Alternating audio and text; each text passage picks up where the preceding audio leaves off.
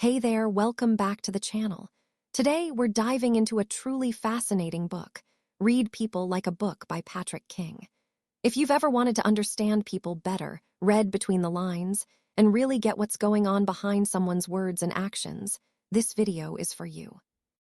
Before we jump in, make sure to hit that subscribe button so you don't miss any of our insightful summaries and life-hacking tips. And while you're at it, give this video a like if you love learning about human behavior, and don't forget to share it with a friend who could use some people-reading superpowers. All right, let's get started and unlock the secrets of reading people like a pro. Introduction: The art of reading people. Imagine walking into a crowded room. Some people are smiling, others are looking at their phones, a few are laughing too loudly, and one person is standing quietly in the corner. You probably already make small judgments about them: who looks friendly, who looks anxious, who seems fake, and who might be trustworthy. Patrick King's Read People Like a Book is built around one big idea. You can sharpen this natural ability until it becomes a skill, almost like learning to read words on a page. People give off signals constantly, through their words, through their tone, through their body, even through silence. Most of us notice some of these hints, but we miss a lot. This book teaches you how to notice more, interpret better, and most importantly, use the knowledge wisely. The goal isn't manipulation. It isn't to outsmart or expose people. It's to understand them, to connect better, and to navigate life with more clarity. Because if you can understand what someone really feels or thinks, even if they don't say it outright, you gain an advantage in relationships, in work, and even in protecting yourself. So let's step into this journey, section by section. Chapter 1. People reading is a learnable skill. Some people believe that you either have it or you don't. They think charisma, empathy, or social intuition are natural gifts. But King argues that's a myth. Reading people is not some mystical talent. It's a skill that anyone can practice and improve, just like learning to play chess or drive a car. Consider how children learn to read books. At first, the words are confusing shapes. Slowly, with guidance and repetition, they recognize letters, then words, then entire sentences. Eventually, they can read fluently and even interpret tone or symbolism. Now, think of people as books. Their gestures, expressions, and words are the letters. The way they combine these signals are the sentences. If you practice observing, you can move from random guessing to fluent interpretation. For example, suppose your coworker always greets you with a smile. One day, they barely make eye contact and mutter a hello. If you've been paying attention to their baseline, you instantly recognize something is off. You don't need to be Sherlock Holmes, you just need to notice patterns and changes. King emphasizes practice. Every conversation, every interaction is a chance to train. At first, you might overthink it. But over time, noticing microcues becomes second nature. Chapter 2. Understanding motivation and drives. Why do people do what they do? This question is the foundation of people reading. If you only watch surface behavior, you'll miss the deeper truth. People lie, people mask, people pretend. But motivations are harder to fake. For instance, someone might brag about working long hours. On the surface, it looks like dedication. But if you ask, why do they push themselves so hard? Maybe the answer is fear of being irrelevant, or maybe a hunger for recognition. King draws from psychology here. He refers to Maslow's hierarchy of needs: survival, safety, belonging, esteem, and self-actualization. Most behaviors, he argues, are linked to one of these layers. Imagine a teenager constantly posting selfies online. Are they just vain? Maybe. But look deeper. The drive is probably esteem and belonging. They crave approval. If you understand this, you stop judging too quickly. You start to see the human need beneath the mask. Motivations can also explain contradictions. Take the friend who jokes a lot, always entertaining others. On the surface, they're confident. But maybe their deeper drive is safety. They mask insecurity with humor. Recognizing this lets you respond with empathy rather than annoyance. Chapter 3. Nonverbal communication and body language. Words lie, bodies usually don't. Patrick King spends a big chunk of his book showing how body language, tone, and micro-expressions reveal what people really feel. But he warns, don't treat every gesture as a secret code. Context is everything. Still, there are patterns worth noticing.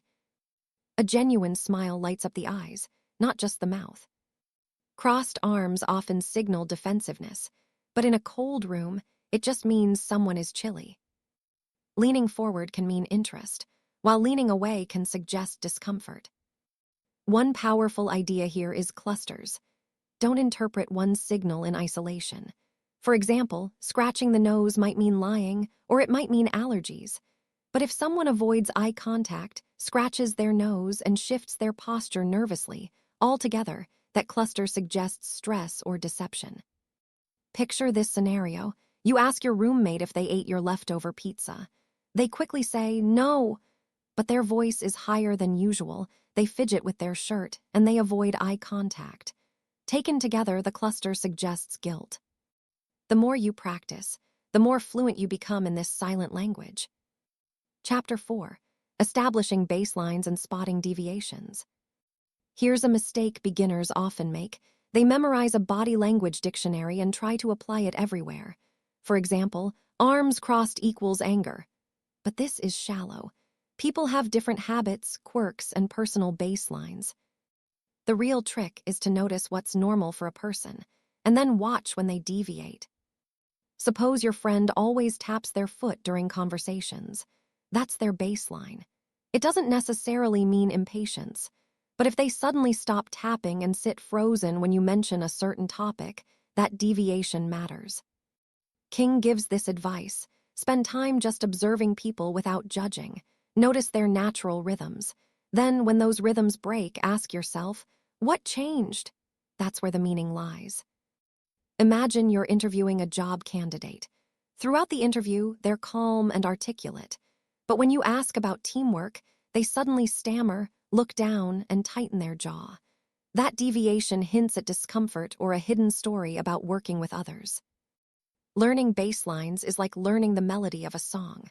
Once you know the tune, any wrong note stands out instantly. Chapter 5. Personality Frameworks and Why They Matter. When you read people, you're not just looking at isolated gestures or moods. You're trying to make sense of patterns, of tendencies that repeat across situations. That's where personality frameworks come in.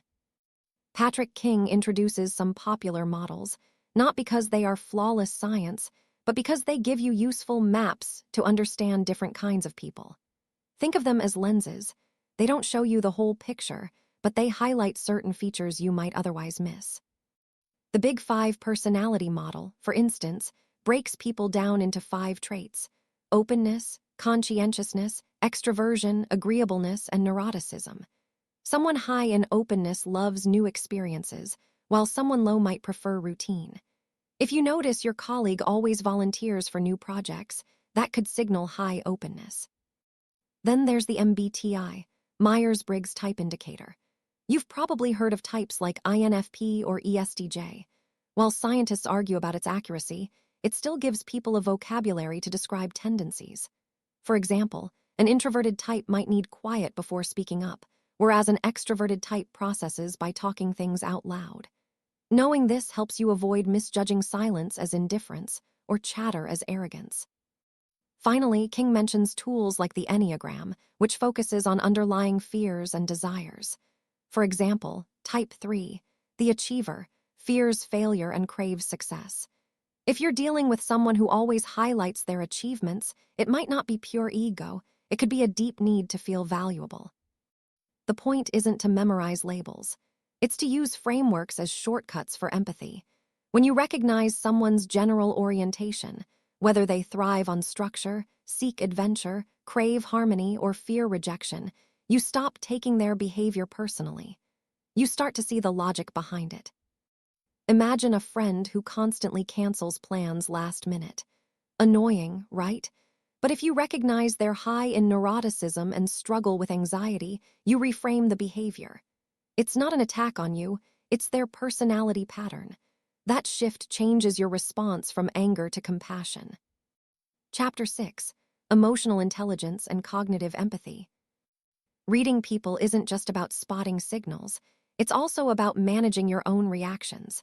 That's where emotional intelligence, or EQ, comes in.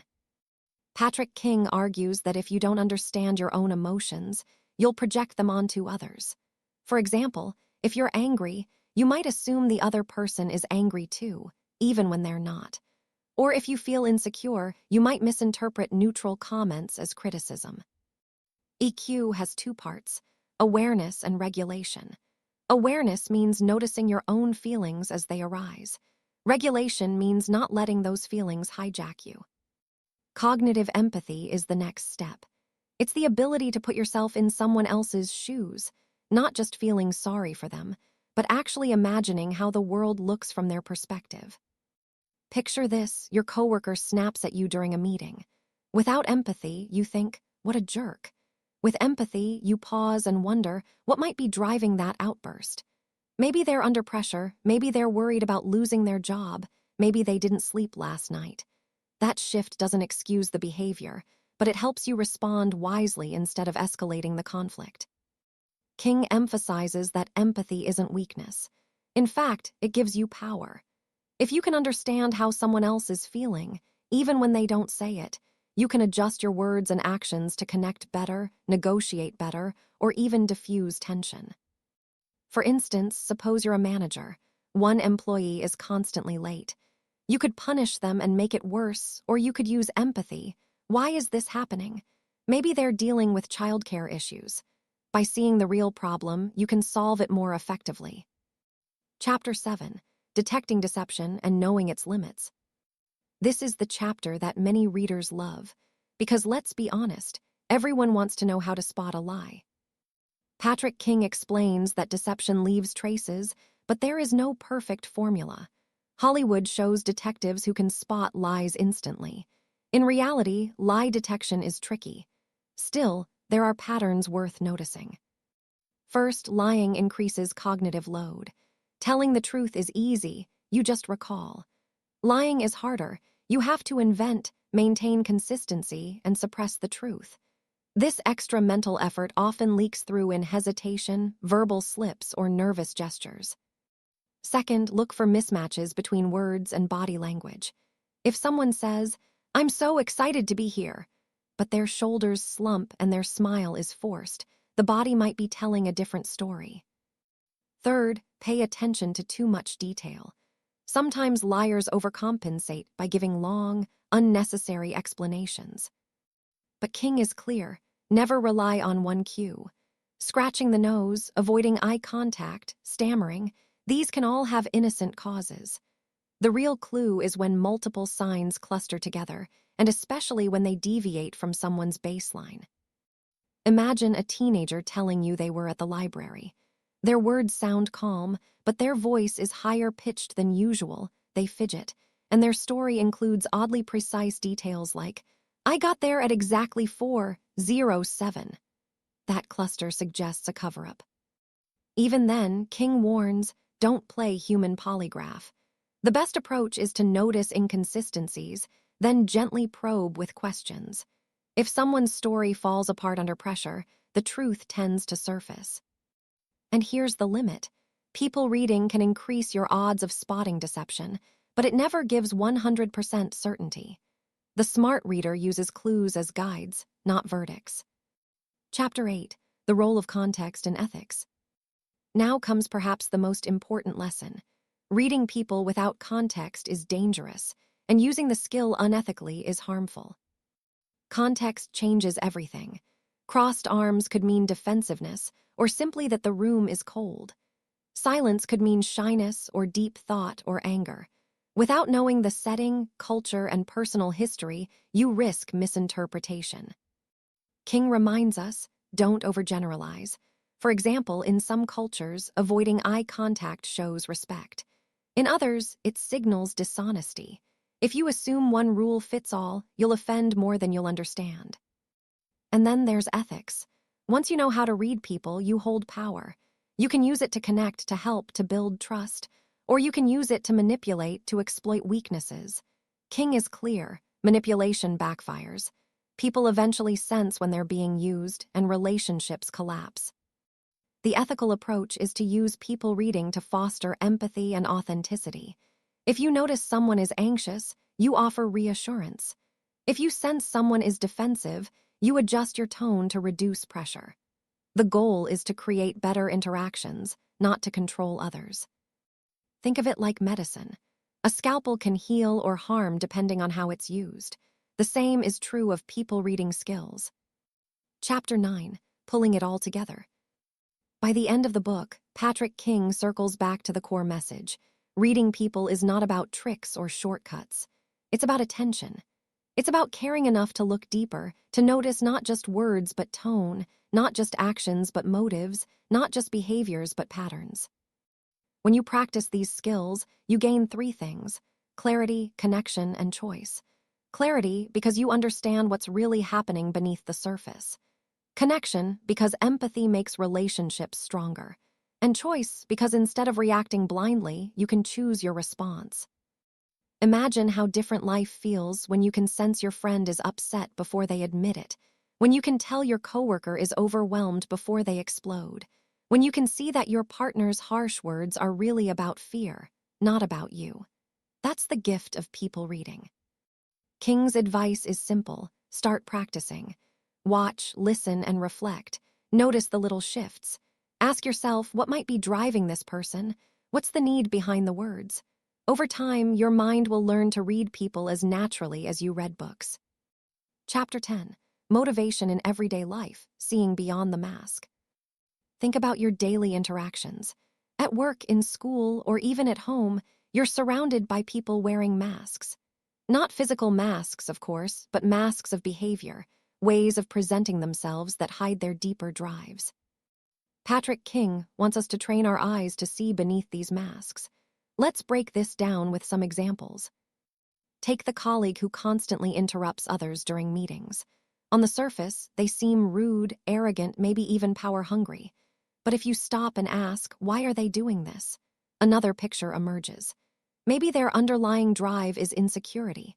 Maybe they feel that if they don't speak first, no one will respect them. So what looks like arrogance could really be fear. Or think of the friend who posts endless selfies with captions like "feeling blessed" or "living my best life." It's tempting to roll your eyes, but often, behind that stream of curated images is a drive for validation, a need for belonging, or even loneliness.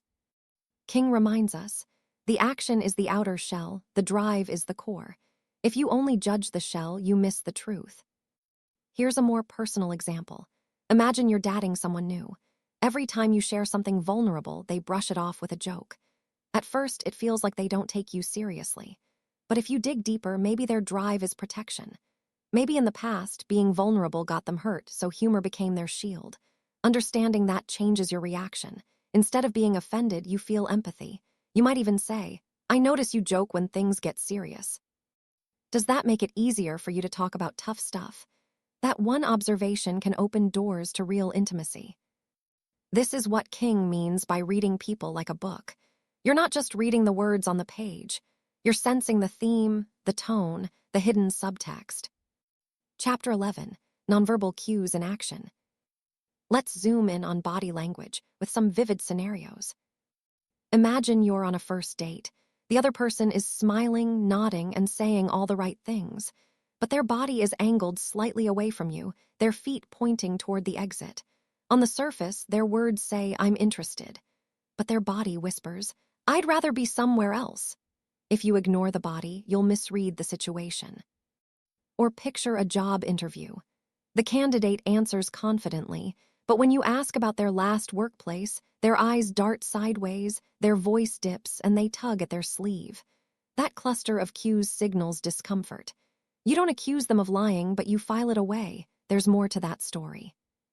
King gives a simple rule here. Trust the body over the words, especially when the two disagree. People rehearse what to say, but they rarely rehearse how to say it. Another everyday example, say you're talking with a close friend. They say, "I'm fine." But their shoulders are hunched, their tone is flat, and their eyes avoid yours. If you only listen to the words, you'll believe the surface. But if you listen with your eyes and ears, you'll realize they're not fine at all.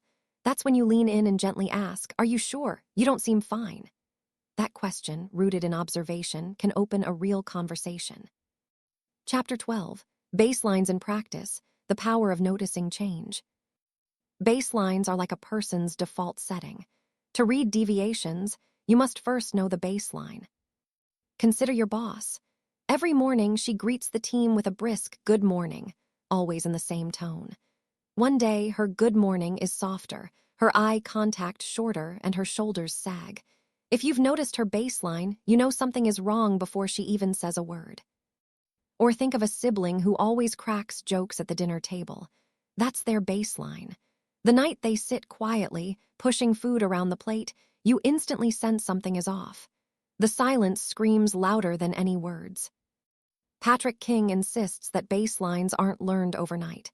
They take time, patience, and genuine attention. But once you know someone's baseline, deviations leap out like red flags. Here's another example, a poker game. If you watch carefully, every player has a quirk when they're bluffing, another when they're confident. But you won't see it unless you first observe their neutral baseline. Professional poker players study opponents for hours before striking. People reading in life works the same way. Chapter 13. Using Frameworks Without Becoming a Robot. Frameworks like the Big Five, MBTI, or Enneagram are useful, but Patrick King warns against becoming mechanical. Imagine labeling someone as an introvert and then assuming they hate parties, dislike people, and prefer solitude. That's stereotyping. A real introvert might love parties, but only when they know most of the people there. Or they may be introverted at work but extroverted with family. Frameworks should be guides, not prisons. They give you starting points for empathy. For instance, if you know someone scores high on conscientiousness, you respect their need for order and deadlines. But you don't assume they're rigid in every situation. A practical example, suppose you're managing a team. One employee thrives on structure, while another thrives on creativity. If you use frameworks, you'll give the first one clear instructions and deadlines, and the second one freedom to brainstorm. The result? Both feel understood. Without frameworks, you might treat them the same and frustrate both. The real art lies in blending observation with frameworks. Observe what people actually do. Then use models to interpret patterns, not to replace them. Chapter 14. Empathy in Real Life, a Superpower. Let's slow down here, because empathy is perhaps the most transformative lesson in the book. Think about a heated argument. You're angry, the other person is angry, and both of you are defending your side. Most arguments escalate because neither person feels heard, but empathy breaks the cycle. Imagine instead of snapping back, you pause and say, "I hear that you're frustrated because you feel ignored." Suddenly, the temperature drops. Why? Because you've acknowledged their emotion. King shows that empathy isn't about agreeing with someone's point. It's about validating their feelings. You can disagree with their logic while still acknowledging their pain. Here, another scenario. Your child throws a tantrum because you won't buy them candy. The easy reaction is anger. "Stop crying right now." But if you use empathy, you kneel down and say, "I know you're upset because you really wanted that candy." Often, just numbing the feeling calms the storm. In the workplace, empathy is gold. Suppose your employee misses a deadline. Instead of saying, "Why are you always late?" you ask, "What's been getting in the way of your work?" That shift changes the conversation from blame to problem solving. Empathy, when practiced consistently, makes people feel safe. And when people feel safe, they open up. That's when true people reading becomes effortless. Chapter 15. The Trap of Overinterpretation. King adds an important caution here. Don't overdo it. Once you start learning people reading, it's tempting to analyze every blink, every pause, every gesture. But this can backfire. For example, your friend avoids eye contact during a chat. You might jump to conclusions. They're lying. But maybe they're just tired or shy or thinking deeply. Overinterpretation can also damage trust. If people sense you're dissecting their every move, they'll feel judged and guarded. The goal is to understand, not to interrogate. King suggests a simple mantra. Look for patterns, not single signals. A single action is noise. A repeated cluster is meaning. So instead of thinking, they crossed their arms so they're angry, think, they crossed their arms, their tone sharpened, and their body turned away. Together, that pattern suggests frustration. The art lies in balance. Observe keenly, but don't obsess. When you learn to read people, curiosity is your friend, suspicion is not. If you catch yourself turning every glance, every sigh, every small gesture into a diagnosis, take a breath. People are complicated and life is noisy. The test that King encourages you to use is simple. Ask, would I act differently if I knew this for sure? If the answer is no, then it's often better to wait, watch, and collect more data. Be humble about what you know. Be generous in how you interpret it. Now let's look more closely at deception, because it's the part everyone wants a trick for, but it's also the area where mistakes cause the most harm. Deception is rarely dramatic. It is rarely cinematic. More often, it is small, clumsy, and inconsistent. The liar doesn't always perform perfectly. They forget details, they hesitate, they offer too much or too little. Those are the places your attention should land. But notice the word I just used, should. That's because none of these signs are proof. The better way is to treat signs of deception as questions, not convictions. When a story doesn't line up, when words don't match tone, when behavior deviates from baseline, follow up. Ask a gentle, open question. Say, that's interesting, can you tell me more about that? Or, I heard you say X, what happened right before that? Let the person elaborate. If the story holds, you're probably wrong about deception. If it cracks, you found something worth investigating. A practical scenario helps. Imagine a friend tells you they were at home all evening and their voice sounds slightly strained. You notice a faster heartbeat as they speak, they avoid eye contact, and they give a strangely specific time like I was home by 8:07. Those bits together are a cluster. You don't accuse, you invite. You might say, you seem a little off, everything okay last night? The tone is curious, not confrontational. Often, people will either calm and correct themselves, or they'll reveal the truth. That's the humane, effective route. Next, context. Context eats cues for breakfast. If you ignore context, you'll misread people constantly. Cultural norms shape what counts as respectful, what counts as intimate, and what counts as aggressive. In some cultures, avoiding eye contact is a sign of deference. In others, it's a red flag for deceit or avoidance. Personal history shapes behavior too.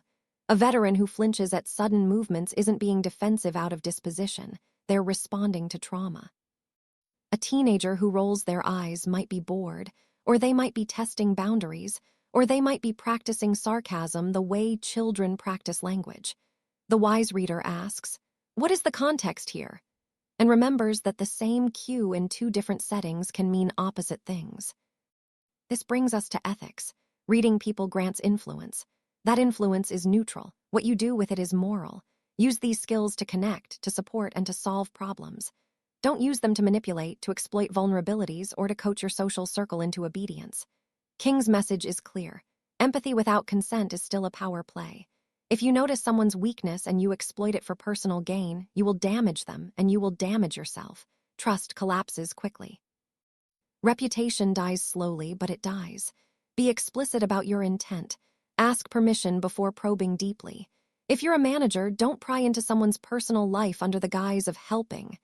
If you're a friend, don't weaponize a weakness. Let your people reading be the reason you act with more kindness, not more cunning. Okay, we're almost at the finish line. Practical exercises. King recommends small daily drills because theory without practice is just decoration. Try this. For 3 minutes a day, pick a public place, a cafe, a park bench, a bus stop, and quietly observe one person. Don't judge. Note their baseline for 1 minute, how they sit, where their hands rest, their breathing, their eye movement. Then watch for changes for the next 2 minutes.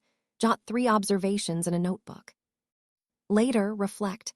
What might those deviations mean? Did your guess hold up if you later saw how they behaved? Over time, this trains your attention, and it builds a richer internal database of human patterns. Another drill is active listening practice. In a conversation, focus entirely on the other's words and tone for 1 minute. Paraphrase what they said emotionally, not just factually. Say, it sounds like you felt frustrated when X happened. Notice their response. If they correct you, you refine your calibration. If they nod, you deepen connection. Role-playing with a friend also helps. Pretend one of you is under stress, The other practices reading cues and asking gentle follow-ups. This low-pressure rehearsal builds real skill. Now let's talk applications, because that's the point. In negotiation, reading people lets you find what they really need beyond their initial demand. In dating, it helps you sense comfort and consent. In leadership, it helps you spot burnout and support your team early. In conflict, people reading helps you de-escalate by matching tone, acknowledging feelings, and offering a path forward. Imagine a client who is quietly dissatisfied, not yelling but distant. If you notice the baseline shift early and ask, "What could we improve?" you have the chance to fix the relationship long before it fractures. That's real power used well. To close, let me give you the one-liner that sums King's whole book. Pay attention, gather patterns, ask with humility, and act with kindness. People are not puzzles to be solved, they are lives to be understood. Practice will make you more accurate, but humility will keep you safe. Use what you learn to reduce suffering, to build truth, and to make better choices. If you start every interaction with the intention of understanding rather than winning, you'll not only read people better, you'll make the world easier to live in. And that's a wrap on our deep dive into Read People Like a Book. We hope you enjoyed learning how to notice patterns, read emotions, and understand the hidden motivations behind people's actions. Remember, these skills aren't just for fun. They can help you connect, communicate, and navigate the world more smoothly.